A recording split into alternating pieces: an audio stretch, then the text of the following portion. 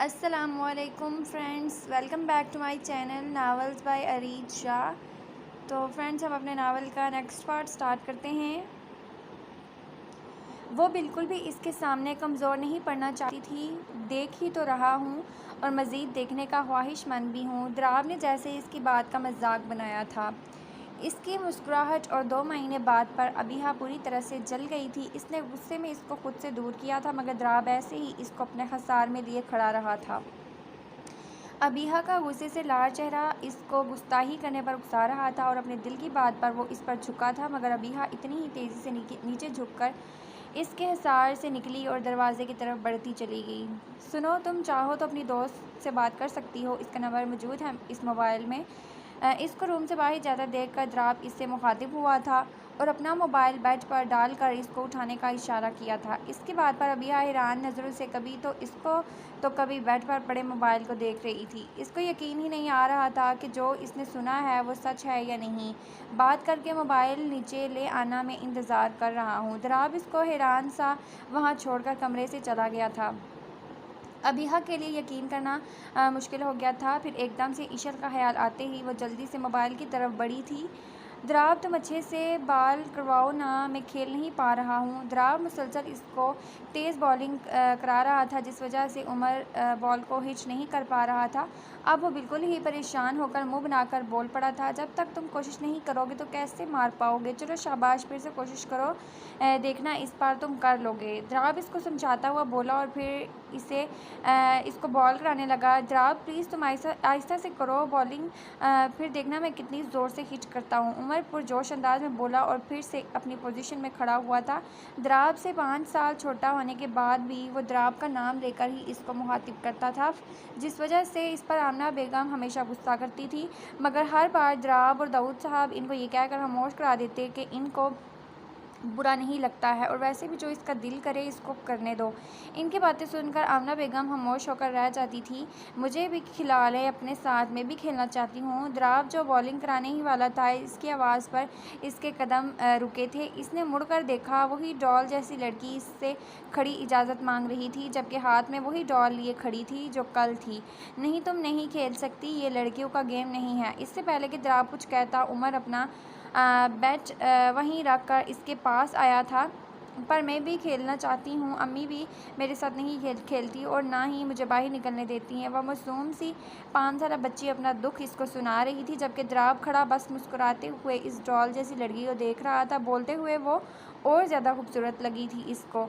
अरे अबीहा बेटा, आप यहाँ क्या कर रही हैं? इससे पहले कि द्राब इसको अपने साथ खेलने की इजाज़त देता, जो वो कम ही लोगों को देता है, अहमद की आवाज़ पर रुका था, जो अबीहा को शायद तलाश करते हुए यहाँ आया था। अंकल, अबीहा हमारे साथ खेलना चाहती है, मैं खिला लूँ इसको भी? अब वो अहमद से मुखातिब हुआ था, जो अबीहा को गोद में उठा चुका था। नहीं बेटा, ये अभी बहुत छोटी है और जो गेम आप लोग खेल रहे हो, इससे इसको चोट भी लग सकती है। अहमद द्राब की बात पर इसको समझाने लगा था। चलो ना द्राब, गेम फिर शुरू करते हैं। अब तो अंकल ने भी इसको खेलने से मना कर दिया है। उमर इसको खामोश खड़ा देखकर बोला था। हाँ बेटा, आप दोनों खेलो, हम दोनों वहाँ बैठकर आप लोगों को देखते हैं। अहमद साइड पर रखी चेयर की तरफ इशारा करते हुए बोला और अबीहा को वहाँ ले जाकर खुद भी बैठकर इन दोनों को खेलता हुआ देखने लगा। अबीहा खामोश बैठी इन दोनों को देख रही थी। जब द्राब ज़ोर से हिच करता तो वो खुश हो जाती थी और द्राब बस इसको मुस्कुराता हुआ देखता रहता। इसके चेहरे पर खुशी देखकर इसको भी खुशी होती थी। वो आज फिर से थकी हुई अपने घर वापस आई थी, लेकिन अब इसको ये थकन भी अच्छी लग रही थी, क्योंकि वो उमर की कैद से जो आज़ाद होकर आई थी। पहले तो इसको यकीन नहीं आया था जब उमर ने इसको घर छोड़ने की हामी भरी थी, लेकिन जब वो इसको छोड़कर चला गया तो इसका खुशी का कोई ठिकाना नहीं था। वो फिर से अपनी इसी ज़िंदगी में लौट आई थी। इसने हसन और अब्बास सर से अपनी गैर मौजूदगी के बारे में कितने ही झूठ बोलकर इनको मुतमईन किया था, और आज तो इसकी अबीहा से बहुत दिनों बाद बात हुई थी और इससे बात करके जैसे वो अपनी थकन ही भूल गई थी। यहाँ तक कि इसने अपने निकाह के बारे में इसको बताना ज़रूरी नहीं समझा था। बहुत सारी बातें करने के बाद इसने फ़ोन रख दिया था। वो मुतमईन हो गई थी अबीहा की तरफ से। वो अबीहा के बारे में सोचती हुई अपने कमरे में दाखिल हुई थी, मगर जैसे ही इसकी नज़र बेड पर पड़ी तो इसके माथे पर बल पड़े थे।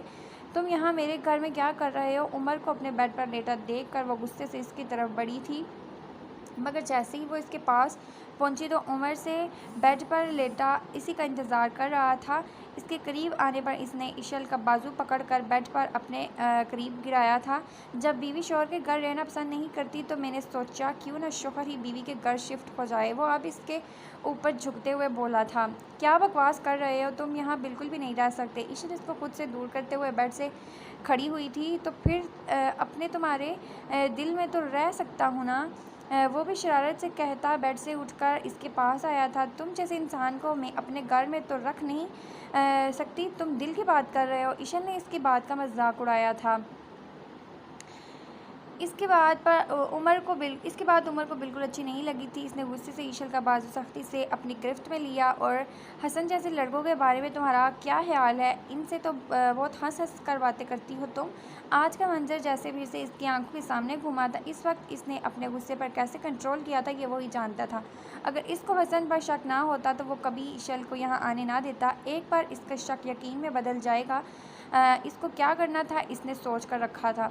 इसके बारे में मेरे तुमसे ज़्यादा अच्छे ख़यालात हैं। ना वो तुम्हारी तरह बदतमीज़ है और ना ही इसने तुम्हारी तरह कोई गिरी हुई हरकत की है। वो तुमसे लाख गुना बेहतर है। वो ईशान को पहली बार इसकी जलन से मज़ा आया था। इसको मज़ीद जलाने के लिए वो बहुत कुछ बोल रही थी। अगर मैं बदतमीज़ और गिरा हुआ होता तो तुम इस वक्त मेरे सामने खड़ी इतनी बकवास ना कर रही होती। इसके बाद पर उमर का गुस्सा मज़ीद बड़ा था, साथ में इसके बाजू पर पकड़ भी सख्त थी। कितने दिन रात तुम मेरे घर में मेरी कैद में रही थी। अगर मैं इतना ही गिरा हुआ इंसान होता तो तुम्हारे साथ गिरी हुई हरकत करने से भी ना रुकता। और पता है क्यों नहीं किया मैंने ऐसा कुछ? उमर एक पल के लिए रुका और इसकी आंखों में देखने लगा, जिसकी आंखें नम हुई थी इसकी सख्त पकड़ से। क्योंकि मैं तुमसे मोहब्बत करता हूँ, मुझे दूसरों की तरह बिल्कुल मत समझना। उमर ने एक झटके में इसका बाजू आज़ाद किया और बिना इसकी तरफ देखते रूम से बाहर चला गया। जबकि इशल पास खामोश खड़ी इसको जाता देख रही थी। इसका इजहार सुनकर इसके पास जैसे लफ्ज़ ही नहीं बचे थे कहने के लिए। आओ अहमद बैठो, मुझे तुमसे ज़रूरी बात करनी है। दाऊद खान अहमद को अपने ऑफिस में दाखिल होता देखकर इसको अपने सामने रखी चेयर पर बैठने का इशारा किया था। क्या बात है खान, क्या सुल्तान ने या फिर से इसके आदमियों को कुछ किया है? अहमद सामने रखी चेयर पर बैठकर दाऊद से अपने बुलाने की वजह मालूम की थी। नहीं, सुल्तान ने कुछ नहीं किया है। लगता है हमारी आखिरी बार दी गई वार्निंग काम आ रही है, इसलिए वो चुप है। सुल्तान उन लोगों की लिस्ट में शामिल होता था जो गैर कानूनी काम करते थे और दाऊद खान का मकसद सिर्फ ऐसे लोगों को रोकना था। पर हमें संभल कर रहना चाहिए। इसकी खामोशी के पीछे वार से वो बहुत शातिर इंसान है, इतनी जल्दी हार मानने वालों में से नहीं है। अहमद जैसे दाऊद खान को सुल्तान के बारे में याद दिला रहा था। मैं जानता हूँ, तुम फिक्र मत करो, मैंने आदमी लगा रखे हैं इसके पीछे। असल में तो मैंने तुम्हें किसी और मकसद के लिए यहाँ बुलाया था। दाऊद खान अब अपनी जगह से खड़ा होकर अहमद के पास आया था। दाऊद अहमद की बात पर सवालिया नज़रों से इसकी तरफ देखने लगा था। अहमद, मुझे बस तुमसे मेरे बेटे ड्राब के लिए तुम्हारी बेटी अबीहा चाहिए। दाऊद खान ने जैसे अहमद के सर पर बम फोड़ा था वो बेयकीनी से दाऊद खान की तरफ देख रहा था। इसको यकीन नहीं आ रहा था कि जो इसके कानों ने सुना। क्या हुआ, ऐसे क्यों देख रहे हो? क्या तुम्हें ये रिश्ता मंजूर नहीं है? इसके इस तरह देखने पर दाऊद खान ने इससे सवाल किया था, ये आप कैसी बातें कर रहे हैं? मेरे लिए ये तो बहुत खुशी की बात है, क्योंकि अबीहा जितनी अजीज़ है मुझे, इतना ही दराब भी दोनों में जान है मेरी। मगर अहमद से बोलते बोलते खामोश हुआ था। मगर क्या अहमद? इसके इस तरह से चुप हो जाने पर दाऊद खान को उलझन हुई थी। आप तो जानते हैं खान, आयशा इस रिश्ते के लिए बिल्कुल भी राज़ी नहीं होगी। आप जानते नहीं इसकी नापसंदीदगी को। आयशा का जिक्र आते ही दाऊद खान भी जैसे खामोश हुआ था। तुम इसको मनाओ अहमद, इसको बोलो कि द्राब इसके लिए कितना बेहतर है। क्या तुमने देखा नहीं इन 15 दिनों में जब से अभी यहाँ आई है कितना खुश रहने लगा है? द्राब हर वक्त इसी के साथ रहता है, इसका कितना ख्याल रखता है। मेरे बेटे के लिए वो बहुत अजीज़ हो गई है अहमद, और मैं इसलिए अबीहा को हमेशा हमेशा के लिए इसकी बना देना चाहता हूँ। तो क्या तुम मेरी और मेरे बेटे की इतनी छोटी सी खुशी पूरी नहीं करोगे? दाऊद खान आज पहली बार अहमद से अपने लिए कुछ मांग रहा था। अपने बेटे के लिए इनको इनकार करना अहमद के पास में नहीं था। इसका बात चले तो वो अपनी जान तक कुर्बान कर दे इनके लिए। ठीक है खान, मैं आयशा को मनाने की कोशिश करता हूँ। वो अगर मान गई तो भी ठीक, अगर नहीं मानी तो भी। अबीहा द्राब की ही बनेगी, ये मेरा आपसे वादा है। अहमद दाऊद खान की तरफ देखता अपनी जगह से खड़ा हुआ था। अहमद की बात पर दाऊद खान मुस्कुरा दिया था और आगे बढ़कर इसको गले लगाया था। जाओ अपनी दोस्त से मिल लो जाकर, सिर्फ 1 घंटा है तुम्हारे पास। मेरा आदमी ठीक 1 घंटे बाद तुम्हारा बाहर इंतज़ार कर रहा होगा। द्राब ने अपनी कार इशल के घर के सामने रोकी थी और फिर अपने बराबर बैठे अबीहा से मुखातिब हुआ था, जो आंखों में बेयकीनी लिए कभी तो इसको देखती तो कभी इशल के घर को देख रही थी। इसके लिए ये सब किसी ख्वाब से कम ना था। आज सुबह जब द्राब ने इसको अपने साथ चलने के लिए बोला तो इसने बिना ये जाने मना कर दिया कि वो इसको कहाँ लेकर जा रहा था। जब इसके इनकार पर इसने बताया कि वो इसको इशल के पास लेकर जा रहा है तो कितने ही लम्हे वो खड़ी बस इसको देखती रही थी। इसको बिल्कुल यकीन नहीं आया था जो द्राब ने इससे कहा था।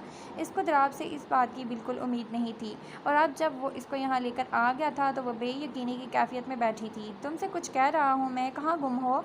इसको अपने ख्यालों में खोया देख कर द्राब फिर से इसे मुखातिब हुआ था। ठीक है, सुन लिया है मैंने, अबीहा अपनी छांप मिटाती हुई बोली और जल्दी से कार का दरवाज़ा खोलने लगी थी जब द्राब ने इसका बाजू अपनी गिरफ्त में लेकर एक झटके में इसको अपनी तरफ खींचा था। द्राब के इस तरह से करने पर अबीहा एकदम से इसके बहुत करीब हुई थी। अबीहा, द्राब खान, कोई भी होशियारी करने से पहले बस इतना ही याद रखना कि मेरे आदमी इस घर के चारों तरफ मौजूद हैं। द्राब इसकी आंखों में देखता हुआ इसको वार्न कर रहा था, जबकि अबीहा खामोशी से इसको सुन रही थी। पता नहीं इसको क्या होता जा रहा था, वो इसको चाह कर भी कोई सख्त जवाब नहीं दे सकती थी। तुम्हारे इस छोटे से दिमाग में ये बात ज़रूर चल रही होगी कि तुम यहाँ से भाग सकती हो, तो ये बात तुम अपने दिमाग से निकाल दो। द्राब इसके सर की तरफ इशारा करता हुआ बोला और इसका बाजू अपनी गिरफ्त से आज़ाद किया था। वो इसको जो समझाना चाहता था वो अच्छे से समझा चुका था। अपना बाजू इसकी पकड़ से आज़ाद होते ही अबीहा तेज़ी से कार से निकली थी। इसके कार से निकलते ही द्राब तेज़ी से अपनी कार आगे बढ़ा कर ले गया था, जबकि अबीहा कितनी ही देर ऐसे ही खड़ी इसकी दूर जाती कार को देखती रही थी। क्या करता जा रहा था ये शख्स इसके साथ, वो समझ नहीं पा रही थी। क्या वो अब भी इससे इतनी नफ़रत करती है जितनी पहले करती थी? ये बस वो सोच कर रह गई थी। वो बिल्कुल अभी जागी थी। अपने लिए कुछ बनाने का सोचकर इसके कदम किचन की तरफ बढ़े थे। अबीहा के साथ रहते इसको खाना तो बनाना आ ही गया था। एकदम से इसको अबीहा की याद आई थी। कितने दिन हो गए थे इससे मिले हुए, पता नहीं अब वो कभी इससे मिल पाएगी या नहीं। वो एक गहरा सांस भर कर रह गई थी। दरवाज़ा बजने की आवाज़ पर वो एकदम से अपनी सोचों से बाहर निकली थी और हैरान भी थी कि इसके घर आखिर कौन आया होगा। इसने जैसे ही दरवाज़ा खोला था, सामने खड़ी अबीहा को देखकर इसकी आंखें खुली की खुली रह गई। एक पल को तो उसको अपनी आंखों पर यकीन ही नहीं आया था। अभी कुछ देर पहले वो इसको कितना याद कर रही थी और अब वो इसके सामने खड़ी थी। क्या तुम मुझे अंदर भी नहीं बुलाओगी? इसको हैरान खड़ा देखकर अबीहा इससे मुखातिब हुई थी, जबकि अपनी दोस्त को इतने दिनों बाद देखकर आंखें नम हुई थी इसकी। इसके इतने कहने पर इशल एकदम से आगे बढ़ी और इसको अपने गले लगाया था। कितने ही पल दोनों ऐसे ही खड़ी आंसू बहाती रही थी। देखो, तुमने मुझे फिर रुला दिया, इशल इससे अलग होते हुए बोली थी और इसके साथ अंदर आई। किसके साथ आई हो, या कहीं तुम भागकर तो नहीं आई हो? इशल को इसके यूं अचानक आने पर यह सवाल ख्याल में आया था, क्योंकि 2 दिन पहले जब इनकी बात हुई थी तब इसने अपने आने के बारे में बिल्कुल जिक्र नहीं किया था। इसके सवाल पर अबीहा इसको घूर कर रह गई थी। यार बताओ ना, तुम भागकर आई हो वहाँ से? इसके खामोश रहने पर इशल ने फिर से अपना सवाल दोहराया। द्राब छोड़कर गए हैं मुझे, मेरी ऐसी किस्मत कहाँ कि मैं इतनी आसानी से वहाँ से भाग आऊँ? अबीहा तलखी से बोली थी। तुम आखिर वहाँ से भागना क्यों चाहती हो, जबकि ये बात मैं तुम्हें पहले भी बहुत बार समझा चुकी हूँ। तुमने ना द्राब से भाग सकती हो ना इस रिश्ते से। आखिर तुम्हें समझ क्यों नहीं आती एक बात? इशल अब तंग आ चुकी थी इसकी बातों से, इसलिए इसकी बात पर गुस्सा होते हुए बोली थी। मैं कुछ नहीं समझना चाहती। अबीहा अपनी जगह से खड़ी हुई थी। इशल की बातें इसे हमेशा उलझा देती थी। क्यों समझना नहीं चाहती तुम? तुम्हें समझना होगा अबीहा, एक मौका तो दो द्राब को। क्या पता तुम्हारी नफ़रत बेवजह हो, जैसा आज तक तुम समझती आई हो। क्या पता ऐसा ना हो, क्योंकि तुमने हमेशा आयशा आंटी की नज़र से देखा है सब कुछ। बस एक बार अपनी नज़र से देखो, समझो, तुम्हें शायद सब कुछ समझ आ जाए। इशल ने जैसे आज ठान रखा था कि वो इसको अपनी बात समझा कर रहेगी, क्योंकि वो इतना तो समझ चुकी थी कि द्राब एक अच्छा इंसान है। सिर्फ वही थी जो इसको गलत समझती थी। बस इसको इसका काम गलत लगा था, मगर वो अच्छा काम करता था। बस इसका तरीका गलत था। लोगों की जान लेना गलत था, चाहे वो गलत ही क्यों ना हो। अगर तुम्हें ये सभी बातें करनी है तो मैं जा रही हूँ। इसको मुसलसल द्राब की हमायत में बोलता देखकर अबीहा चिढ़कर बोली थी।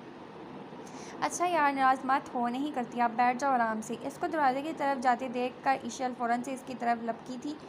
इसकी बात सुनकर अबीहा मुस्कुरा दी थी। फिर दोनों बातें करती अपने पुराने दिन याद करने लगी थी। अबीहा इसे अलविदा बोलती पूरे 2 घंटे बाद इसके घर से रुखसत हुई थी। वापसी पर वह बहुत खुश थी और खुशी खुशी कार से निकलकर घर में दाखिल हुई थी, जबकि एक कार मुसलसल इनकी कार के पीछे रही थी। और फिर अबीहा के कार से निकलने के बाद कार में बैठे इस शख्स ने किसी को फ़ोन मिलाया था। टिक की आवाज़ पर लॉक खुला और उमर आहिस्ता आहिस्ता कदम उठाता अंदर दाखिल हुआ था। इसकी सोच के मुताबिक वो बेड पर लेटी मज़े सो रही थी। इस तरह से सोता देखकर उमर के चेहरे पर मुस्कुराहट बिखरी थी। वो बहुत आहिस्ता से चलता हुआ इसके बेड के पास आकर रुका। कुछ देर तो ऐसे ही इसको सोता देखता रहा। फिर कुछ सोच कर इसके दूसरे साइड पर मुश्किल जगह बनाता सिमट कर लेटा था और इसने अपनी नज़रें इसके सोते हुए चेहरे पर निकाली थी। सोते वक्त जितनी मासूम लगती थी, जागते वक्त तो जैसे ये मासूमियत कहीं गायब ही हो जाती थी इसकी, या फिर इसके साथ ही ऐसे रहती थी। बिल्ली। इसकी हरकतें याद आते ही एक नाम इसके दिमाग में आया था इसके लिए, और फिर इसको कुछ दिन पहले वाला वाक़या याद आया था। वो कितने गुस्से में गया था इसके पास। इसने सोच लिया था कि वो अब बिल्कुल भी इसके पास नहीं जाएगा इसके पास, मगर ये दिल था जो बस बार बार इसको देखने की ज़िद कर रहा था, और आज वो फिर से अपने दिल के हाथों मजबूर होकर इसके पास था। न जाने कितना वक्त यूं ही गुज़र गया था। वो अपनी नज़रें ईशल के चेहरे पर जमाई इसको देख रहा था। इसकी नज़रों की तपश और अपने पास किसी का वजूद महसूस करके ईशल ने हल्का कसमसा कर अपनी नींद बोझल आंखें बमुश्किल खोली थी। पहले तो वो कुछ समझ नहीं पाई, मगर उमर को अपने नज़दीक लेटा देख कर वो हैरान परेशान हो गई, क्योंकि वो इसके घर में आराम से आ जा सकता था, इसलिए इसको ज़्यादा हैरानी नहीं हो रही थी।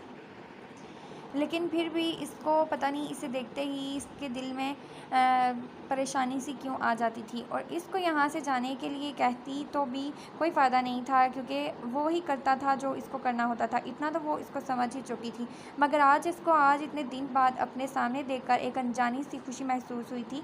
इस दिन जैसा वो इससे नाराज़ होकर गया था, ईशल को लग रहा था कि वो कभी फिर मुड़ कर इसको नहीं देखेगा, मगर आज वो इसके सामने था, बहुत नज़दीक। दोनों लेटे एक दूसरे की आंखों में देख रहे थे। एक की आंखों में नींद का खुमार था, जबकि दूसरे की आंखों में मोहब्बत थी। जब भी ईशल को इसका इजहार मोहब्बत याद आया तो उसका दिल एकदम से तेज़ी से धड़का था। अपनी इस कैफियत से घबरा कर ईशल ने फ़ौरन अपनी करवट बदली थी। इसके इस तरह से करवट बदल लेने से उमर के होंठों पर मुस्कुराहट मज़ीद गहरी हुई थी। जब तुम इतनी बहादुर नहीं हो तो बनने का नाटक क्यों करती हो? उमर इसकी पीठ पर नज़रें जमाए बोला, मकसद सिर्फ इसको तंग करना था। मुझे ऐसे ही सोने की आदत है, अगर तुम्हें नहीं सोना तो लाउंज में जाके सो सकते हो। वह ऐसे ही करवट लिए बोली थी। ईशल बहुत अच्छे से जानती थी इसका इशारा कमरे में जल्दी लाइट की तरफ था, पर मुझे तो अपनी बीवी के पास सोना है। उमर ने इसका रुख फिर से अपनी तरफ किया और इसके ऊपर झुकते हुए बोला, मुझे नींद आ रही है, प्लीज़ परेशान मत करो। इसकी सांसों की गर्माइश और आंखों में बेबना तपश देखकर ईशल के घबराहट में मज़ीद इजाफा हुआ था। आज इसको उमर के इरादे ठीक नहीं लग रहे थे, और वो ये बात जानती थी कि अगर इसने कोई पेशकदमी की तो वो इसको रोक नहीं पाएगी, क्योंकि वो इसका शौहर था और इस पर बुरा हक रखता था। वो ये बात कहीं ना कहीं मान भी चुकी थी। इसने उमर की गिरफ्त से अपना बाजू आज़ाद कराना चाहा था, मगर इसकी पकड़ मजबूत थी। तुमने मुझे जो इतने दिन से परेशान कर रखा है, उसका क्या, जबकि मैंने तो अभी सही से तुम्हें परेशान किया भी नहीं। उमर इस पर अपना घेर मजबूत करता हुआ बोला और झुककर इसके गर्दन पर अपने लब रख दिए। उमर की गुस्ताही पर ईशल पूरी जान से काम उठी थी, जबकि उमर इसके गर्दन पर झुका अपनी मोहब्बत इस पर लौटा रहा था। उमर प्लीज़। इससे पहले कि ईशल कुछ कहती, उमर इसके लबों पर झुका और ईशल का बाकी का जुमला मुँह में ही रह गया। वो जब से ईशल के पास से आई थी तब से बस इसके दिमाग में ईशल की बातें चल रही थी। आमना बेगम के पास वो इन सब सोचों से पीछा छुड़ाना के लिए बैठी हुई थी, मगर ऐसा नहीं हुआ था। बार बार ईशल के अल्फाज इसके कानों में गूंज रहे थे। आमना बेगम सोने के लिए लेटी तो वो अपने कमरे में आ गई। रूम खाली देखकर इसने शुक्र का सांस लिया था, क्योंकि इस वक्त वो बिल्कुल भी दराब का सामना नहीं करना चाहती थी। ऐसा क्यों था वो खुद नहीं समझ पा रही थी। वो आहिस्ता से चली कमरे में मौजूद वार्डरोब के पास आई और इसको खोलकर चीज़ों को इधर उधर करने लगी थी। मकसद सिर्फ अपनी सोचों से पीछा छुड़ाना था। तभी इसकी नज़र एक लॉकर पर पड़ी थी। बेसाख्ता इसने हाथ बढ़ाकर इसको खोलना चाहा था, और हैरत की बात ये थी कि वो खुल भी गया था। शायद इसमें लॉक नहीं लगा था। अबिहा ने हाथ बढ़ाकर इसमें मौजूद फ़ोटो निकाली थी और इस फ़ोटो को देखकर वो कितने ही पल इसको देखती रही थी। ये इसकी बचपन की फ़ोटो थी। आखिर ये शख्स क्या कर रहा था इसके साथ? पहले तो इसकी दोस्त से बात कराई, फिर इसके पास लेकर भी गया, और अब ये फ़ोटो। नहीं, ये सब करके तुम मेरे दिल से अपनी नफ़रत ख़त्म नहीं कर सकते, कभी नहीं। अबिहा के दिमाग ने जैसे इसको फिर से सब याद दिलाया था। इसने गुस्से में इस फ़ोटो को फाड़ना चाहा था। ये सब ख़त्म कर देने से तुम्हारे दिल में मेरे लिए जो मोहब्बत है वो ख़त्म नहीं होगी। वो इस फ़ोटो को फाड़ने वाली थी जब अपने बराबर से द्राब की आवाज़ आई थी, मेरे दिल में तुम्हारे लिए नफ़रत है और कुछ नहीं। वो इसकी तरफ पलटी थी और हाथ में मौजूद फ़ोटो को फिर से अपनी जगह पर रखा था इसने। तुम्हें क्या लगता है ये सब नाटक करने से मेरे दिल में तुम्हारे लिए जो नफ़रत है वो ख़त्म हो जाएगी? ये तुम्हारी भूल है। अबिहा बोल तो रही थी मगर इसको अपने अल्फाज खोखले लगे थे, किसी भी किस्म के जज्बात से खाली। अच्छा, अगर ऐसा है तो मुझे तुम्हारे दिल से पूछ लेना चाहिए कि ख़त्म होगी या नहीं। द्राब जो खड़ा इसको सुन रहा था, इसके बाद पर इसने अपना हाथ इसकी कमर में डालकर इसको खुद से बहुत करीब किया था। अबिहा जो आराम से खड़ी थी एकदम से द्राब के सीने से जा लगी थी। ये क्या कर रहे हो? छोड़ो मुझे। अबिहा इसके दोनों हाथों को अपनी कमर से हटाती हुई बोली, मगर द्राब की पकड़ सख्त थी। तुम्हारे दिल से कुछ पूछना है मुझे। द्राब इसकी मज़ाहमत को नज़रअंदाज करता इसके सीने पर झुककर इसकी धड़कनों को सुनने लगा। इसकी इस हरकत पर अबिहा का चेहरा एकदम से सुर्ख हुआ था। सांसें बेतरतीब जबकि धड़कनें मज़ीद तेज़ हो गई थी। ये क्या कर रहे हो? हटो। अबिहा कांपती आवाज़ में बमुश्किल बोली थी, जबकि द्राब इसको ऐसे ही अपने खसार में लिए खड़ा रहा था। अबिहा, द्राब खान, तुम्हारा दिल तो कुछ और ही कह रहा है। द्राब अपना चेहरा ऊपर करके इसकी आंखों में देखकर बोला, गलत फहमी हुई है तुम्हें। मेरे दिल में भी सिर्फ नफ़रत है तुम्हारे लिए। अबिहा खुद को इसके खसार से निकालने की कोशिश कर रही थी जो नामुमकिन थी। अच्छा, अगर ऐसा है तो मेरी कुर्बत पर तुम्हारी धड़कनें तेज़ क्यों हो जाती हैं, सांसें बेतरतीब और चेहरा शर्म से लाल क्यों हो जाता है? द्राब अपनी उंगली से इसकी आंखें, इसके लबों को छूता हुआ बोला था, वो इसलिए क्योंकि मैं तुमसे नफ़रत करती हूँ। अबिहा को अब अपनी टांगों पर खड़ा रहना मुश्किल लग रहा था, मगर वो अपनी हालत पर काबू पाते हुए बोली थी, झूठ, बिल्कुल झूठ। द्राब ने जैसे इसका मजाक बनाया था। नहीं, बिल्कुल। अभी मज़ीद कुछ कहती द्राब ने इसके लबों पर छुपकर इसके जुमले को बीच में ही रोक दिया था। अबिहा के लिए ये जानना मुश्किल हो गया था कि इसने अपनी अपनी अगली सांस कब ली थी। द्राब इसके लबों पर झुका इसकी सांसों को खुद में उतार रहा था। अब अबिहा ने इसके सीने पर हाथ रख कर द्राब को दूर करना चाहा था, मगर द्राब की पकड़ सख्त थी। जब अबिहा को लगा कि वो अब सांस नहीं ले पाएगी तो द्राब ने इसको अपनी पकड़ से आज़ाद किया था। इसकी पकड़ से आज़ाद होते ही अबिहा गहरे गहरे सांस ले रही थी, जबकि द्राब खड़ा इसकी हालत पर मुस्कुरा रहा था। मैंने 1 घंटा बोला था, मगर तुम 2 घंटे बाद आई। मुझे बिल्कुल पसंद नहीं कोई मेरी बात को नज़रअंदाज करे, आगे ख्याल रखना। वो एक नज़र इसके लाल पड़ते चेहरे को देखता रूम से बाहर निकल गया था, जबकि अबिहा कितनी ही देर तक अपनी सांसें दुरुस्त करती रही थी। सुबह जब इसकी आंख खुली तो इसने सबसे पहले गर्दन मोड़कर देखा तो बेड की दूसरी साइड खाली थी। इशल को अपनी जगह न देख कर उमर के होंठों पर एक दिलकश मुस्कुराहट आई थी। रात इशल के शर्माए घबराए रूप ने इसको बेखुद कर दिया था। इशल ने कोई एहतजाज, कोई मज़ाहमत नहीं की, बल्कि इसने ख़ुद को उमर के सपुर्द कर दिया था, जिसका मतलब साफ था कि वो इसका भरोसा जीत चुका था। वो इस पर यकीन करने लगी थी, बल्कि यकीन ही नहीं, उमर अपनी मोहब्बत का यकीन भी इसको दिलाने में कामयाब हो गया था। उमर एक बार फिर से मुस्कुरा दिया था और मुस्कुराते हुए इसकी नज़र बेड पर पड़े इशल के दुपट्टे पर पड़ी थी। उमर ने हाथ बढ़ाकर इसके दुपट्टे को अपने चेहरे पर रखा और यूं ही लेटे लेटे इशल की खुशबू अपने अंदर उतार रहा था। जब बेगम पास है तो खुशबू से काम क्यों चलाना। उमर एकदम से मुस्कुराते हुए उठा और ऐसे ही बगैर शर्ट के रूम से निकला था। जब वो इसको लाउंज में ना मिली तो उमर के कदम किचन की तरफ बढ़े थे। किचन में कदम रखते ही इसकी नज़र इशल पर पड़ी तो एक बार फिर इसने मुस्कुरा दिया। इशल के पुश्त उमर की तरफ थी, जबकि गीले बाल पुश्त पर बिखरे हुए थे। वो शायद नाश्ता बना रही थी इसके लिए। इसका ध्यान उमर की मौजूदगी पर नहीं गया था, मगर आहिस्ता से कदम उठाता इसकी तरफ बढ़ा और पीछे से इसको अपने खसार में कैद करके इसकी गर्दन पर अपने लब रख दिए थे। इशल जो बड़े आराम से अपना काम कर रही थी, उमर के इस तरह अचानक आ जाने पर वह एकदम से डरी थी, मगर उमर की गुस्ताही पर इसका चेहरा शर्म से सुर्ख हुआ था। मैं कल से तुम्हें कुछ कह नहीं रही हूँ, इसका बिल्कुल भी यह मतलब नहीं है कि तुम अपनी सारी हदें पार कर दो। इशल अपनी तेज़ होती धड़कनों पर काबू पाती बोली थी, जो इसकी कुर्बत से मज़ीद तेज़ हुई थी। कल तो सारी हदें पार हो चुकी हैं बेगम, अब हदों की बात फजूल है। उमर ने इशल की पुश्त पर बिखरे गीले बालों को दूसरी साइड पर किए और इसके कान की की लो अपनी नाक से छूता हुआ बेखुदी के आलम में बोला, तुम बहुत बदतमीज़ हो। इशल इसकी बात का बस इतना ही जवाब दे सकती थी, क्योंकि उमर के हाथ अब इसके पीठ पर आ चुके थे, जबकि वो इसके होंठों का लम्स अपने कान और गर्दन पर महसूस कर रही थी। कहो तो तुम्हें और बदतमीज़ बनकर दिखा सकता हूँ। उमर इसका रुख अपनी तरफ करता हुआ बोला और इशल को कमरे से पकड़कर अपने करीब किया था, जबकि इसको बगैर शर्ट के देखकर इशल की शर्म से आंखें झुक गई थी। इसकी घबराहट में मज़ीद इजाफा हुआ था। उमर प्लीज़ मुझे नाश्ता बनाना है। इसको फिर से खुद पर झुकता देखकर इशल बोली थी। इसकी बात पर उमर ने इसकी गर्दन से अपना चेहरा उठाया और झुककर इशल को अपनी बाहों में उठाया था। तुम मेरे लिए ही तो नाश्ता बना रही थी ना, पर मुझे नाश्ता नहीं चाहिए, मुझे तुम चाहिए हो। उमर किचन से बाहर मौजूद डाइनिंग टेबल पर इशल को बिठाकर इसके इर्द गिर्द अपने हाथ रखता इसको मुकम्मल अपने खसार में ले चुका था। पर मुझे अपने लिए तो बनाने दो। इशल इसको अपने सामने से हटाती हुई बोली, मगर ख़ुद को इसके खसार से आज़ाद नहीं करा सकती थी। चली जाना, मगर नाश्ता कर लेने के बाद। इससे पहले कि इशल इसकी बात का जवाब देती, उमर इशल के ऊपर झुका और इसके लबों को कैद कर चुका था। इशल ने अपने कांपते हाथ इसके सीने पर रख कर उमर को दूर करना चाहा, मगर उमर इसके दोनों हाथों को अपनी कैद में लेकर इसकी कमर से लगा चुका था। कुछ लम्हे यूं ही खामोशी से गुजर गए थे। उमर इस पर ऐसे ही झुका अपनी मोहब्बत लुटा रहा था। जब इसने इशल के लबों को आज़ादी बख्शी तो इशल का सांस बुरी तरह से रुक चुका था, चेहरा शर्म खया से लाल पड़ चुका था। उमर बस खड़ा इसकी हालत को एंजॉय कर रहा था। बिल्कुल ठीक कहा था मैंने, बहुत ही बदतमीज़ हो तुम। इशल अपनी सांसें दुरुस्त करती टेबल से उतार कर फिर से किचन में घुसी, जबकि इसको अपने पीछे उमर का कहका सुनाई दिया था। नहीं, मैं ऐसा बिल्कुल नहीं होने दूंगी। सब कुछ जानने के बावजूद तुम अपनी बेटी की ज़िंदगी खतरे में कैसे डाल सकते हो? अहमद की बात पर आयशा खल के बल चीखते हुए बोली थी। आंखों में इस वक्त बेपनाह गुस्सा था। क्या बकवास कर रही हो तुम आयशा? इसमें ख़तरे वाली क्या बात है? अहमद के चेहरे पर आयशा की बात से नागवारी आई थी। इसने जब आयशा को दाऊद खान की बात बताई कि वो द्राब का निकाह अबिहा से कराना चाहते हैं, तो ये बात सुनकर आयशा का गुस्सा एकदम से बढ़ा था। जब वो खुद ये घर और यहाँ के लोगों को नापसंद करती है, तो वो कैसे ऐसे लोगों में अपनी बेटी की शादी कर देती जो सिर्फ किसी की जान लेना जानते हों। अहमद कब से बस इसको समझा रहा था, मगर आयशा थी कि इसकी सुनने को बिल्कुल तैयार नहीं थी। बकवास मैं नहीं, तुम और तुम्हारे खान कर रहे हैं। मैं ये शादी कभी नहीं होने दूंगी, और मुझे तो तुम पर हैरत हो रही है कि तुम राज़ी कैसे हो गई इस रिश्ते से, जिसका बाप लोगों की जान लेता हुआ।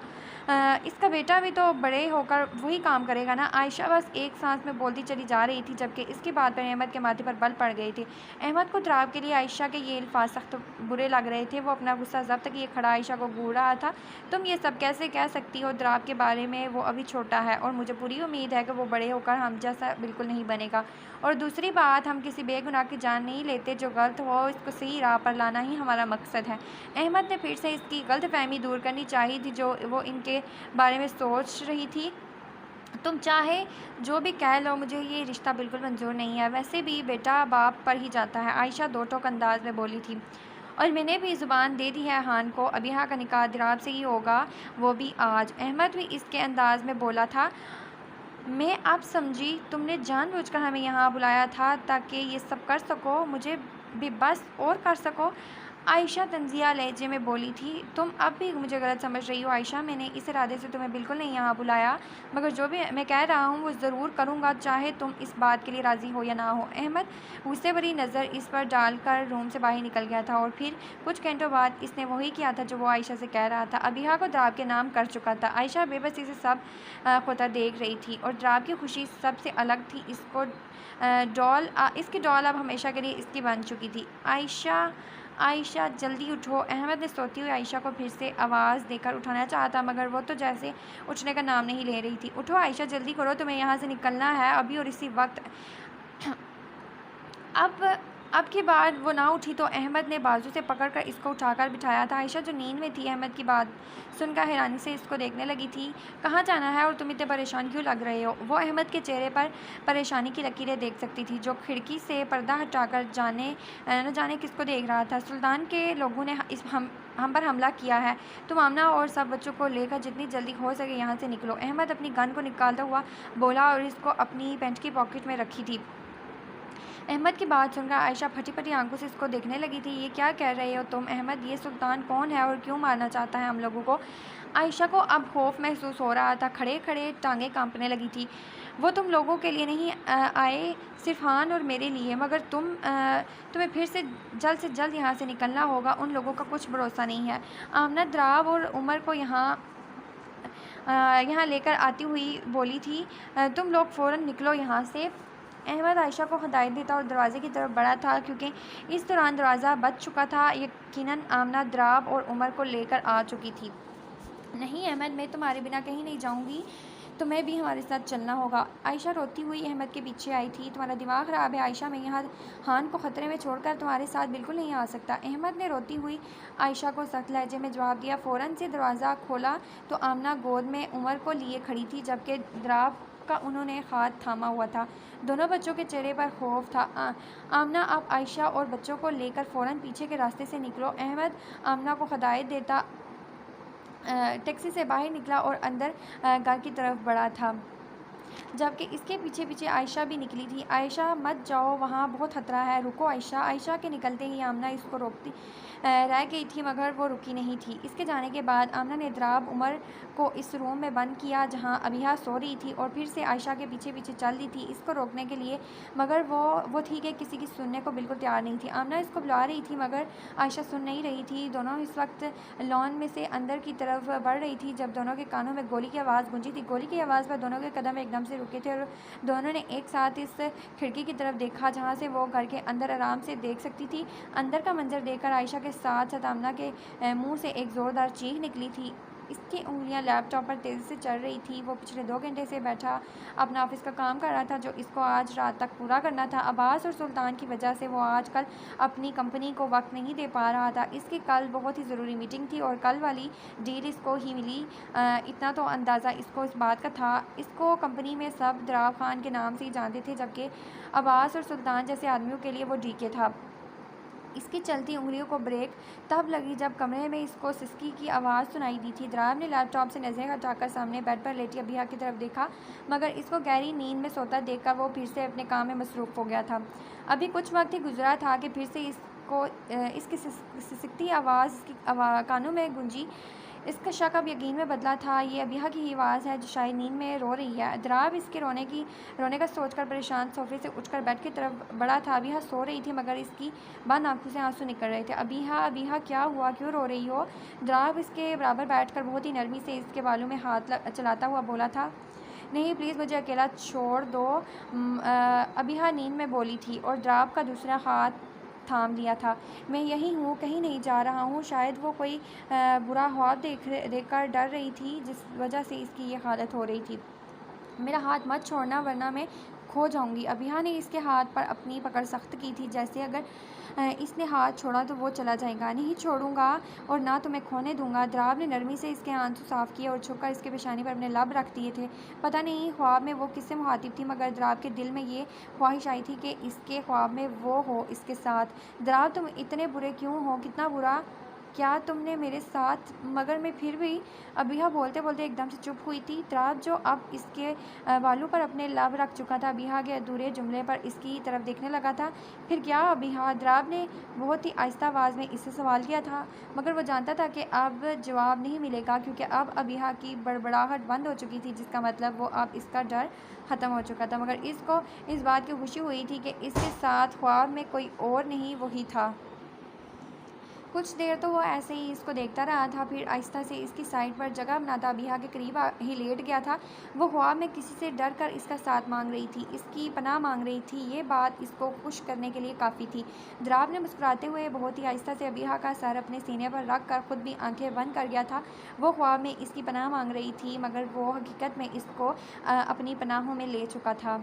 सूरज की रोशनी ग्लास वाल से होती कमरे में दाखिल हो रही थी और साथ साथ इसके चेहरे पर भी पड़ रही थी। इसने थोड़ा सा कसमसा कर थोड़ी सी आंखें खोली थी, मगर द्राब को अपने बहुत करीब लेटा देखकर अबिहा की आंखें पूरी तरह से खुली थी। द्राब इसकी तरफ करवट के बल लेटा था। इसका एक हाथ अबिहा की कमर पर रखा हुआ था, जबकि इसके दूसरे बाजू पर वो उस वक्त सर रखे लेटी हुई थी।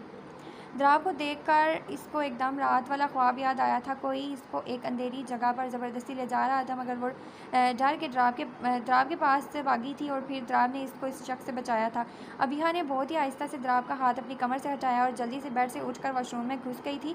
कुछ देर बाद वो वॉशरूम से निकली तो एक नज़र द्राव की तरफ देखा, जो अभी भी ऐसे ही गहरी नींद में सो रहा था। इसको सोता देखकर न जाने क्यों इसका दिल तेज़ी से धड़कता था। वो अपनी तेज़ होती धड़कनों से घबराती चली जल्दी से रूम से निकली और नीचे आई थी। इसका रुख अब किचन की तरफ था। यहाँ इस वक्त आमना बेगम यकीनन नाश्ता तैयार कर रही थी।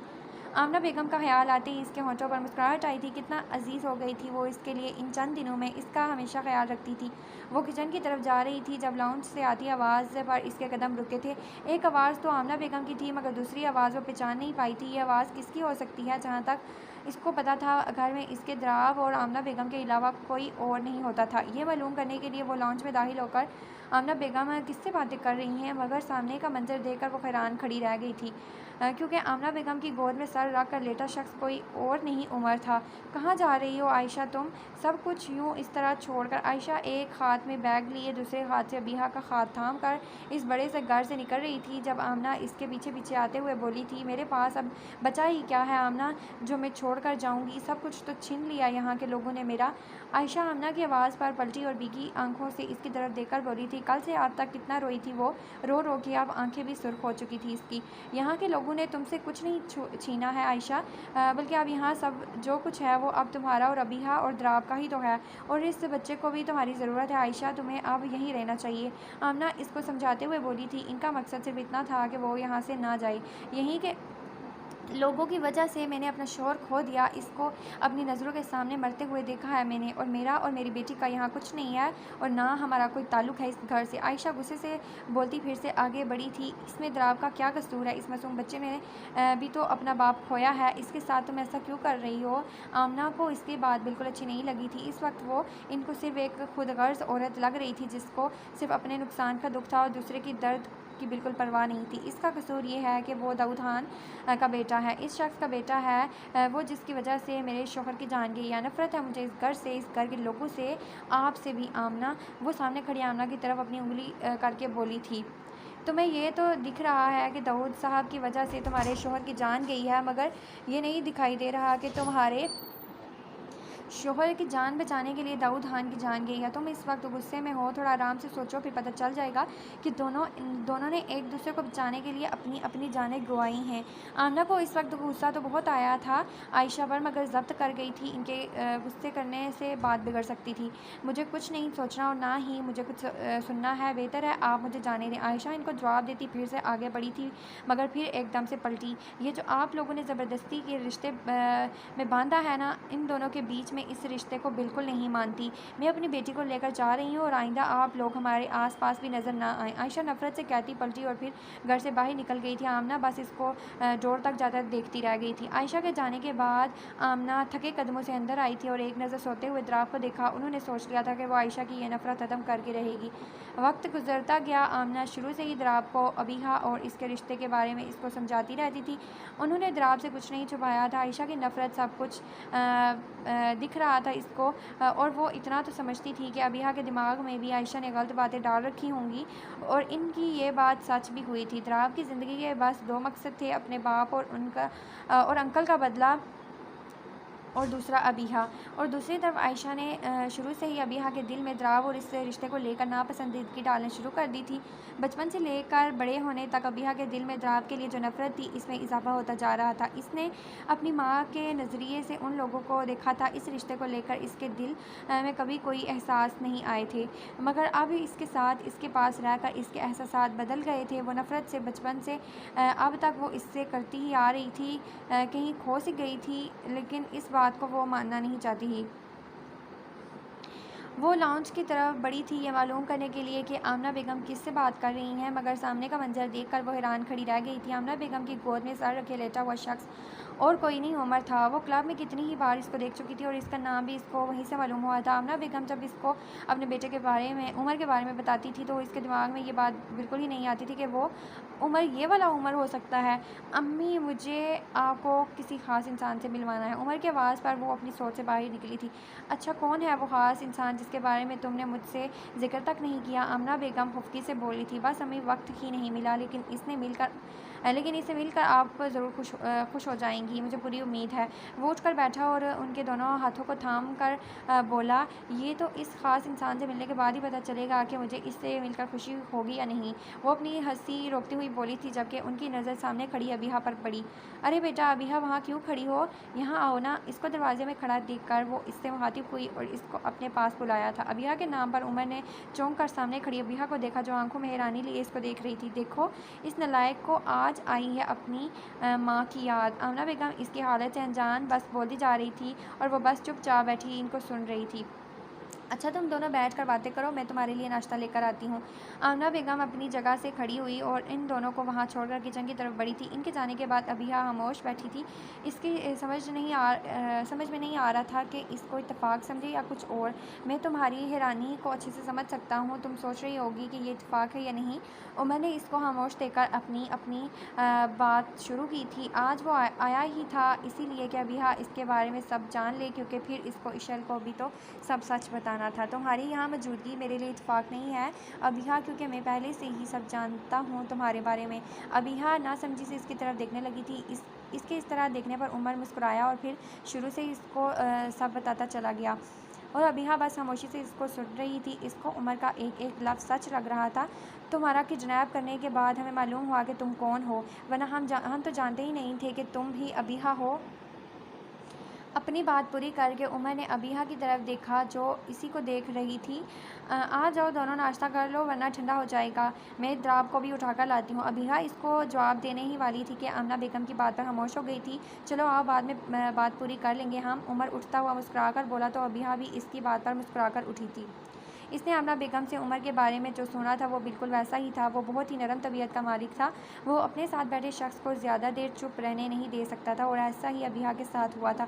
वो चंद ही घंटों में इसके और अबीहा के बीच अजनबियत की दीवार गिरा चुका था। उमर से बात करते वक्त इसको इशल का भी ख्याल आया था। इसने उमर की आंखों में इशल के लिए जो देखा था वो भूल नहीं पाई थी, मगर शायद वो अपनी ज़िंदगी में आगे बढ़ चुका था, क्योंकि वो इसके और आमना बेगम के बीच होने वाली गुफ्तगू सुन चुकी थी। क्या बात है, तुम आजकल खामोश रहने लगी हो, कहीं मुझसे मोहब्बत तो नहीं हो गई। वो बैठी अपनी सोचों में इस कदर गुम थी कि इसको द्राब में रूम में आने और इसके पास आकर बैठने की भी खबर नहीं हुई थी। और तुम आजकल बहुत ख्वाबों में रहने लगी हो, मेरी मानो तो हकीकत की दुनिया में वापस लौट आओ। अबीहा इसकी बात का जवाब देती उठने लगी थी जब द्राब ने इसका बाजू पकड़कर की कोशिश को नाकाम बना दिया। मैं हकीकत की दुनिया में रहने वाला इंसान हूँ, तुम्हारी तरह ख्वाबों को सहारा नहीं लेता। द्राब इसकी आंखों में देखकर इसके अंदाज में बोला, मैं क्यों लेने लगी ख्वाबों का सहारा। अबीहा इसकी पकड़ से अपना बाजू ज़ाद कराती हुई बोली थी, मगर द्राब ने अपनी पकड़ मजबूत की थी। अच्छा, तो फिर कल रात तो तुम नींद में अपनी मोहब्बत का इजहार कर रही थी, वो क्या था। द्राब ने थोड़ा सा झूठ बोला था। इसकी बात पर अबीहा हैरानी से इसकी तरफ देखने लगी थी। इसने ऐसा कब बोला था, तुम झूठ बोल रहे हो, मैं नींद में भी ऐसा कुछ नहीं कह सकती। अबीहा की समझ में नहीं आ रहा था कि वो क्या बोले। इसको एकदम से अपना ख्वाब याद आया था जिसमें वो द्राब को पुकार रही थी। तुमने कहा है, बल्कि कहने के साथ साथ तुमने और भी बहुत कुछ किया था। द्राब इसकी हालत से मज़ा लेता हुआ बोल रहा था, जबकि इसकी बात पर अबीहा की परेशानी मज़ीद बढ़ती जा रही थी। वो अपना हाथ इसकी गिरफ्त से आज़ाद कराना भूल कर बस एक टुक इसको देख रही थी। क्या था, मैंने क्या कहा था। अबीहा अपना खुश्क हाल तर्क करती बोली और इसको द्राब की बात पर यकीन आया था। तुम रात मेरे इतने करीब आई थी। इसकी बात पर द्राब ने झटके से इसको अपने करीब किया और इसके कान में सरगोशी के अंदाज में बोला। अबीहा इसकी सांसें अपने कान और गर्दन में महसूस कर रही थी। तुम्हारे ये हाथ मेरे चेहरे को छू रहे थे। द्राब इसका हाथ अपने चेहरे पर फेरते हुए बोला और इसकी उंगलियों को अपने लबों से चूमा था। तुम झूठ बोल रहे हो, ऐसा कुछ नहीं हुआ था। अबीहा अपनी तेज़ होती सांसों को दुरुस्त करती इससे अपना हाथ आज़ाद कराती हुई बोली थी, क्या हुआ, डर क्यों गई हो। अभी तो मैंने बताना शुरू ही किया है कि क्या क्या किया था तुमने। द्राब अपनी मुस्कुराहट छुपाता संजीदगी से बोला था, मगर अबीहा इसकी आंखों में शरारत देकर समझ गई थी कि वह झूठ बोल रहा है। नहीं सुनना मुझे कुछ, मेरा हाथ छोड़ो। अबीहा गुस्से से बोली थी, मगर इसकी बात पर अब द्राब इसको दोनों बाजू से थाम चुका था। मुझे तो अब तुम्हारी नींद का इंतज़ार रहता है, कम से कम तुम नींद में तो मेरे करीब ही आ जाती हो। वो भी खुद ब खुद वो इसकी हालत से एंजॉय कर रहा था। बहुत बुरे हो तुम। जब वो खुद को इसकी पकड़ से आज़ाद ना करा सकी तो बेबसी से बस इतना ही बोल पाई थी। इससे पहले कि वो इसकी बात का जवाब देता, इसकी पॉकेट में मौजूद मोबाइल एकदम से बजा था। द्राव ने नरमी से इसके हाथों को आज़ाद किया, बेड से उठकर कॉल पिक की थी। क्या बकवास कर रहे हो, ऐसे कैसे हो सकता है? दूसरी तरफ की बात सुनकर वो गुस्से से बोला था। इसकी दबाहट सुनकर एक पल के लिए अबीहा डर गई। वहीं रुको, मैं आ रहा हूँ। वो फ़ोन काट कर तेज़ी से रूम से निकला। इसके चेहरे पर अबीहा परेशानी आराम से देख सकती थी। द्राव की गाड़ी जैसे ही घर से निकली तो एक कार इसके घर के आगे आ रुकी थी। अपना काम ध्यान से करना, मुझे वो लड़की किसी भी हाल में ज़िंदा चाहिए। अगर कोई रास्ते में आए इसको ख़त्म कर देना। कार में बैठा शख्स अपने आदमी को हदायत देता बोला और इसकी बात पर वो दोनों आदमी कार से निकले थे। उमर, तुमने कभी अपनी फैमिली के बारे में नहीं बताया। कौन कौन है तुम्हारी फैमिली में? अचानक ही कुछ याद आते ही ईशल ने अपना सर उमर के सीने से उठाकर इससे सवाल किया था। आज पूरा दिन वो उमर से इसी बारे में बात करने का सोच रही थी। अब याद आते ही वो उससे पूछ बैठी थी। मेरी फैमिली में तुम हो, मैं हूँ और इंशाल्लाह 2-3 साल बाद 2-3 बच्चे भी हो जाएंगे। उमर इसके बालों में हाथ चलाता हुआ बहुत ही आराम से बोला था। मकसद सिर्फ इसको तंग करना था। मैं तुमसे तुम्हारी फैमिली के बारे में पूछ रही हूँ। वो इसका जवाब सुनकर चिढ़कर बोली थी। हद थी इस बंदे की, कोई जवाब ढंग से जो दे देता ये। मेरी जान, में भी तो अपनी फैमिली के बारे में बात कर रहा हूँ। आही तुमसे ही तो शुरू करनी है मुझे अपनी फैमिली। उमर कहाँ इतनी जल्दी मानने वाला था, मज़ीद इसको परेशान करने के लिए बोल रहा था। तुमसे तो बात करना ही फजूल है। जाओ, मुझे नहीं करनी तुमसे अब कोई भी बात। इशल इसका फिर से वही जवाब सुनकर एकदम से गुस्से में बेड से उठी थी। कहाँ जा रही हो, जो पूछ रही थी इसका जवाब तो सुनती जाओ। इसको बेड से उठता देखकर उमर ने इसको कमर से पकड़कर फिर से अपने करीब गिराया था। नहीं, मुझे नहीं सुनना कुछ, आप छोड़ो मुझे। इशल इसको खुद पर से हटाती हुई बोली थी, मगर वो टस से मस ना हुआ था। मेरी फैमिली में मेरी अम्मी है, एक बड़ा भाई भाभी हैं। उमर बहुत मोहब्बत से इसके चेहरे पे आए बालों को इसके कान के पीछे करता हुआ बोला था। मैं हूँ और मेरी बीवी है जिसकी नाक पर हर वक्त गुस्सा रहता है। उमर ने झुककर इसकी नाक चूमा और फिर अपने दांतों में लेकर हल्का सा दबाया था। इसकी इस हरकत और ईशल के होंठों पर मुस्कुराहट आई थी। तो फिर कब लेकर जा रहे हो तुम मुझे उन लोगों के पास? इसको मज़ीद गुस्ताखी पर आमादा होता देखकर ईशल इसके सीने पर अपने दोनों हाथ रख कर थोड़ा फासला बनाती हुई बोली थी। ले जाऊंगा, लेकिन इससे पहले तुम मुझे ये बताओ कि तुम मुझसे प्यार करती हो? इशल की बात पर उमर ने अपना चेहरा उठाकर इससे सवाल किया था, क्योंकि वो जानता था इशल इससे नाराज़ होगी। ये जान के कि वो शुरू से ही अबिया के बारे में जानता था कि वो कहाँ, और इसने इससे ये बात छुपा कर रखी हुई थी। बताओ ना उमर, कब लेकर जाओगे? इसको खामोश देकर इशल फिर से बोली। बताऊंगा, पहले वो बताओ जो मैंने तुमसे पूछा। उमर इसकी आंखों में देखता हुआ बोला। और तुम्हें ऐसा क्यों लग रहा है कि मैं तुमसे मोहब्बत करती हूँ? तुम जैसे बदतमीज़ इंसान से कौन मोहब्बत करेगा? इशल भी कहाँ इतनी आसानी से बताने वाली थी। जब वो इसको नहीं बता रहा था तो वो क्यों इसकी बात का जवाब देती? अच्छा जी, तो तुम्हें मुझसे मोहब्बत नहीं है? इसकी शरारत समझ कर उमर इसको अब पूरी तरह अपने खसार में ले चुका था। हाँ, नहीं है, और तुम जितनी जल्दी हो सके ये अपनी गलतफहमी दूर कर दो। इशल इसको मज़ीद तंग करते हुए बोली थी, जबकि इसने अपनी मुस्कुराहट को बहुत मुश्किल से रोका हुआ था। अच्छा जी, ऐसी बात है। अब देखो तुम, मैं तुम्हारी ये गलतफहमी भी दूर कर देता हूँ कि मैं सिर्फ बदतमीज़ नहीं हूँ, बदतमीज़ हूँ मैं। उमर इसकी मुस्कुराहट देखकर चिढ़ गया था। इसने अपनी पकड़ इशल पे सख्त की और झुककर इसके होंठों पर इतनी ही सख्त गुस्ताखी की थी। उमर की इस हरकत पर इशल ने सख्ती से इसकी शर्ट को दबोचा था। अब बताओ कितना प्यार करती हो मुझसे? इससे जुदा होकर वो इसकी आंखों में चूमता हुआ बोला था। तुम बदतमीज़ नहीं, जंगली हो पूरे के पूरे। इसके इशल इसके सीने पर ज़ोर से मुक्का मारती हुई बोली थी, आंखों में खुफगी थी। चलो तुम्हें अब ये भी बता देता हूँ कि जंगली किसे कहते हैं। उमर अपनी बात कहकर फिर से इस पर झुका था, मगर मोबाइल की आवाज़ पर वो रुका था। इशल को अपनी पकड़ से आज़ाद करता बेड से उठा और टेबल पर पड़ा मोबाइल उठाकर देख रहा था तो देखा कॉल द्राव की थी। इस वक्त इसकी कॉल देखकर वो हैरान हुआ था। उमर, जल्दी से घर जाओ, बिना सवाल जवाब किए, वक्त कम है, फ़ौरन निकलो। द्राव ने इतना कहकर फ़ोन काट दिया था। सुनो, मुझे अभी बहुत ज़रूरी काम से जाना है। कल तुम तैयार रहना, तुम्हें कल अपने साथ में अपने घर लेकर जाऊंगा, अपनी फैमिली के पास। द्राव की बात सुनकर वो बेड पर बैठी ईशल के पास आया था। और हाँ, जंगली किसे कहते हैं ये कल बताऊंगा तुम्हें। उमर जाते जाते पलट कर ईशल की तरफ देखकर बोला और फिर तेज़ी से वहाँ से निकल गया था। इसके बाद पर ईशल मुस्कुरा कर रह गई थी। वो कब से यूं ही बैठी द्राव के इस तरह अचानक से जाने के बारे में न चाहते हुए भी सोच रही थी। कोई और वक्त होता तो वो शायद इतना ध्यान नहीं देती, मगर रूम से निकलते वक्त वो द्राव के चेहरे पर परेशानी देख चुकी थी। और ऐसा पहली बार हुआ था कि इसने द्राव को यूँ परेशानी से जाता हुआ देखा था। चाहने के बावजूद भी वो इससे पूछ नहीं पाई थी। बहुत वक्त तो इसको ऐसे ही बैठे बैठे गुजर गया था। एक अजीब सी बेचैनी हो रही थी इसको, ऐसा जैसे कुछ गलत होने वाला हो। कुछ बहुत बुरा। इसका दिल एकदम से घबराया था। वो ऐसे ही बेचैन बैठी थी कि इसको एकदम बाहर से कुछ अजीब सी आवाज़ आना शुरू हुई थी। इसकी घबराहट अब डर में बदल गई थी।